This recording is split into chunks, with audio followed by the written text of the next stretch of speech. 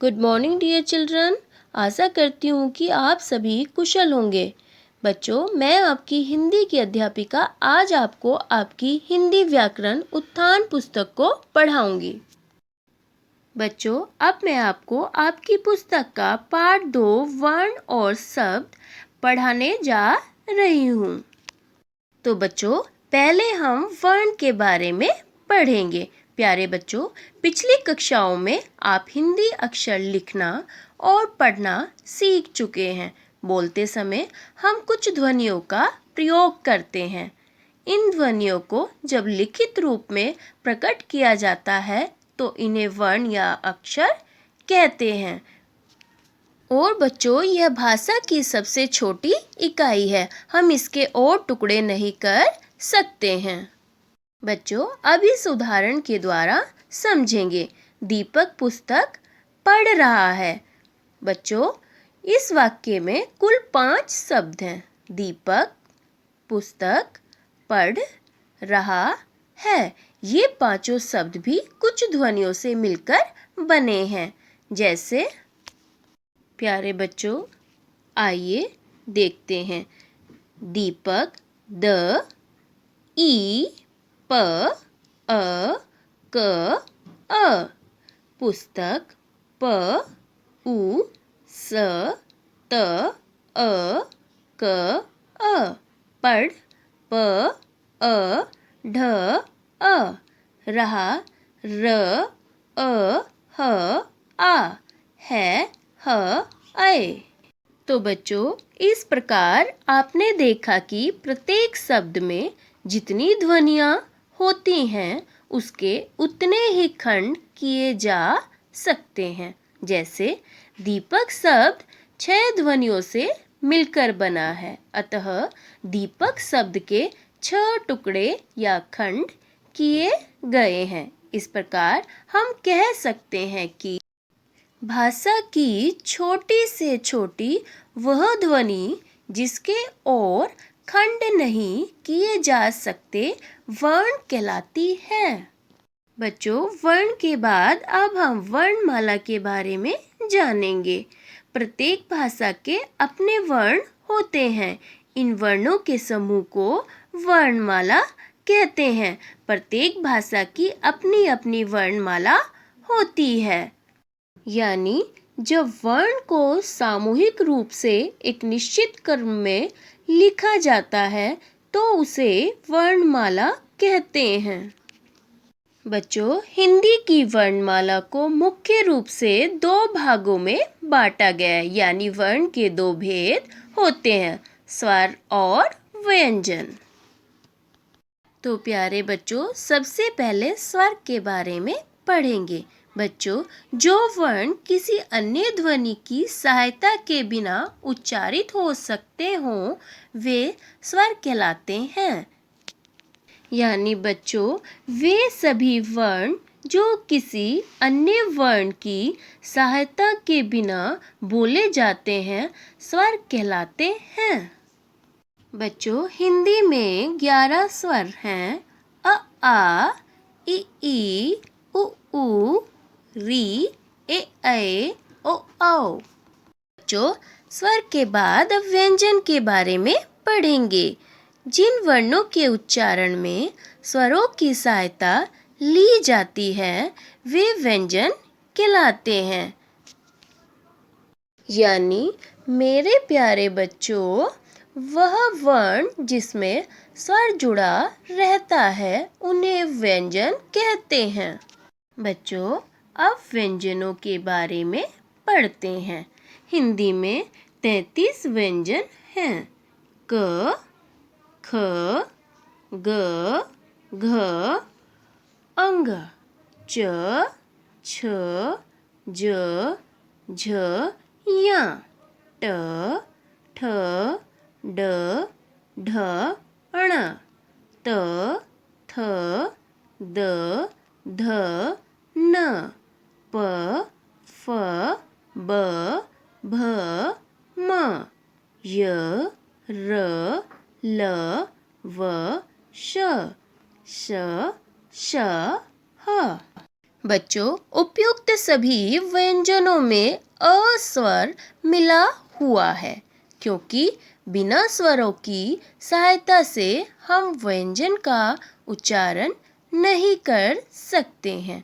जब व्यंजन के साथ अ की ध्वनि नहीं मिली होती है तो उसे हलंत लगाकर लिखा जाता है, जैसे क हलंत प्लस अ क। तो बच्चों, अब हम अनुस्वार और विसर्ग के बारे में जानेंगे। अंग, अनुस्वार, अह, विसर्ग। बच्चों, यह दोनों अनुस्वार और विसर्ग न तो स्वर है और न ही व्यंजन। इन्हें अयोगवाह कहा जाता है। तो बच्चों, अब हम अंग को उदाहरण के द्वारा समझेंगे, जैसे पतंग, बंदर, झंडा, बंदूक। बच्चों, अब हम अह को उदाहरण द्वारा समझेंगे। बच्चों, इसका उच्चारण ह की तरह होता है, जैसे प्रातः, नमः। बच्चों, अब अनुनासिक के बारे में पढ़ेंगे। बच्चों, अनुनासिक को चंद्र बिंदु भी कहते हैं। इसका उच्चारण नाक से किया जाता है, जैसे दांत, चांद, सांप, मूंछ। बच्चों, अनुस्वार, विसर्ग, अनुनासिक को पढ़ने के बाद अब हम संयुक्त व्यंजन के बारे में पढ़ेंगे। बच्चों, संयुक्त व्यंजन ये वर्ण दो व्यंजनों के मेल से बने हैं, किंतु स्वतंत्र रूप में प्रयोग किए जाते हैं। इन्हें संयुक्ताक्षर भी कहा जाता है। यानी बच्चों, स्वर रहित व्यंजन जब स्वर युक्त व्यंजन से मिले तो उसे संयुक्त व्यंजन कहते हैं। बच्चों, संयुक्त व्यंजन 4 होते हैं: स, त्र, ग, श्र।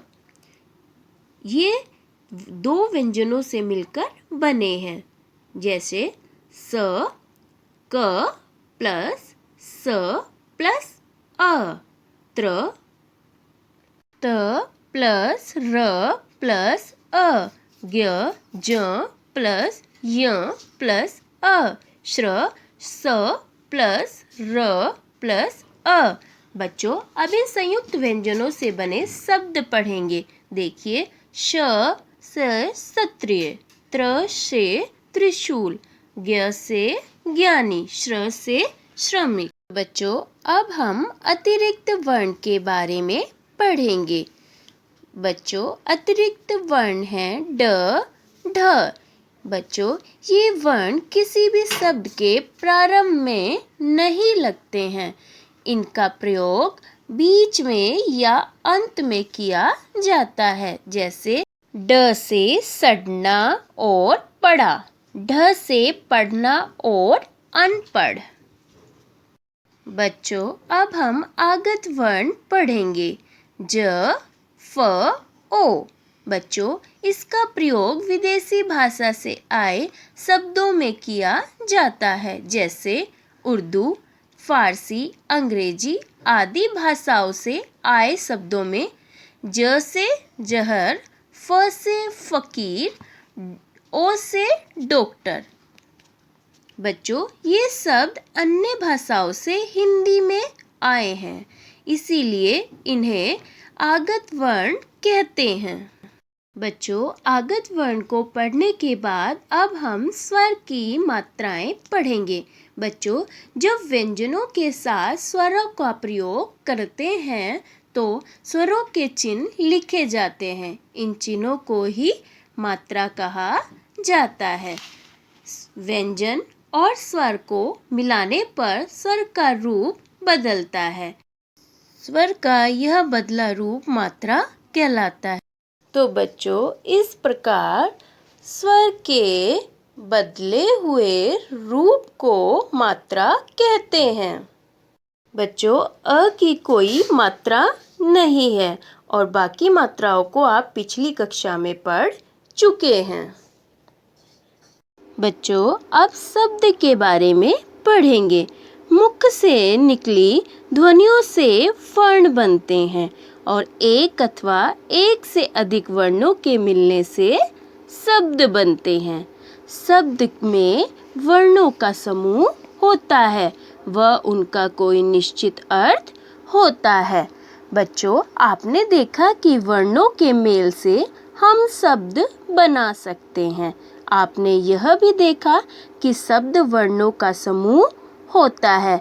तो बच्चों, इस प्रकार कहा जा सकता है कि